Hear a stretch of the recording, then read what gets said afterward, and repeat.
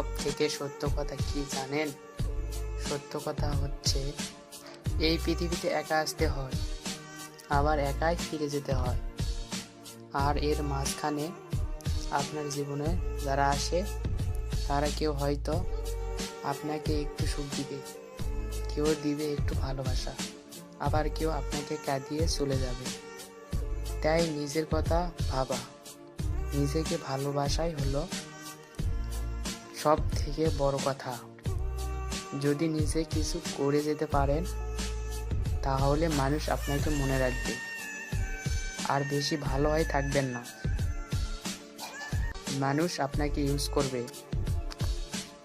তারপর ছুঁড়ে ফেলে দিবে। এটাই হচ্ছে বাস্তবতা।